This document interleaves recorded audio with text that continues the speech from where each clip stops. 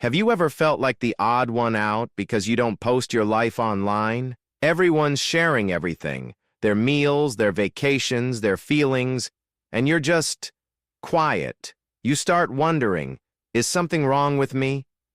Here's what psychology actually says. You're not the problem.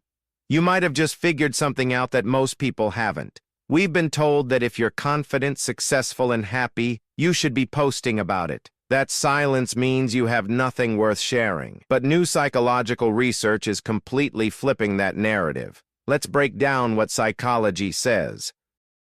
You're not seeking validation. First, you've already got something most people are desperately searching for: internal validation. Here's what happens when someone posts a photo. They hit share, then immediately start checking. How many likes? Who commented? Why isn't it performing better? Their entire mood depends on those numbers. That's not confidence, that's dependency. But if you don't post, you've broken free from that addiction. You don't need strangers on the internet to tell you you're enough. You already know. Psychology calls this secure self-esteem, and studies show it's one of the strongest predictors of long-term life satisfaction and mental health. You're not missing out. You've figured out something most people haven't. Second, you understand something they don't. Social media is theater, not reality. Sure, everyone says they know this, but knowing it intellectually and truly understanding it are completely different. You've seen how it actually works. The perfect beach photo took 50 attempts. The relationship goals couple was fighting 5 minutes before. The fitness transformation might be hiding an eating disorder. Research shows that people with higher cognitive intelligence are more likely to see through social media's illusions. They recognize the performance for what it is. So you refuse to participate. Not because you're better than everyone, but because you're being honest with yourself. And that awareness literally protects your mental health. Third, you've built something most people have lost: genuine connection. Quick question. Would you rather have 500 people leaving generic birthday comments, or 5 people who actually know what you're going through right now? People who don't post have chosen quality over quantity.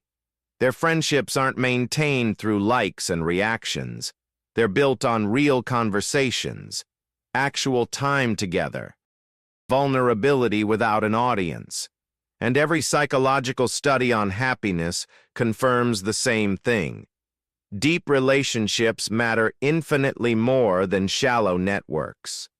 When you don't post about your relationship, your success, or your life, it doesn't mean those things aren't important. It means they're too important to perform. Fourth, you've reclaimed something everyone else has lost: presence. Think about this. When was the last time someone did something incredible and didn't immediately think about capturing it? That instinct to document everything isn't natural. It's learned. It's trained. And it's literally stealing the actual experience. You're at a concert actually feeling the music, not recording it through your screen. You're having dinner fully engaged, not thinking about lighting and angles. Neuroscience research shows this kind of mindful presence leads to better memory formation, deeper satisfaction, and significantly lower anxiety. While everyone else is living through a lens, you're actually living, period. And finally, you've accepted a truth that terrifies most people.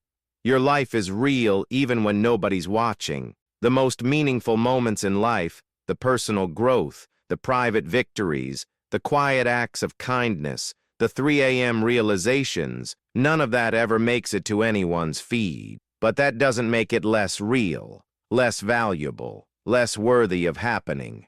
People who constantly post are running from this truth. They need witnesses to validate their existence. They need proof that they matter. But you've made peace with the fact that significance doesn't require an audience, that you can be important without being visible, that your story matters even if it's never told publicly. And in a world that's constantly screaming, "Look at me," that takes real courage. Now, here's what's interesting. This doesn't mean everyone who posts is insecure or that social media is evil, but it does mean that if you've been feeling weird about not posting, you can stop. You're not broken. You're not antisocial. You're not falling behind. You've just figured out something most people are still learning, that real confidence is quiet, that genuine happiness doesn't need proof, that your worth exists, whether anyone sees it or not. You're not hiding from life. You're living it on your own terms. But here's what I didn't tell you.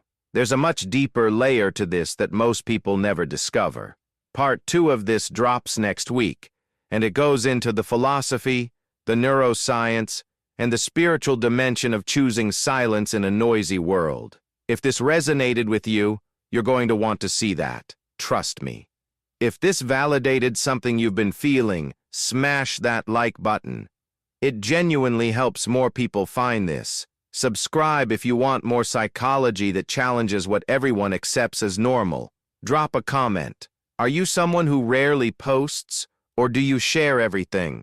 I'm genuinely curious. And I'll see you in part 2. Thanks for watching.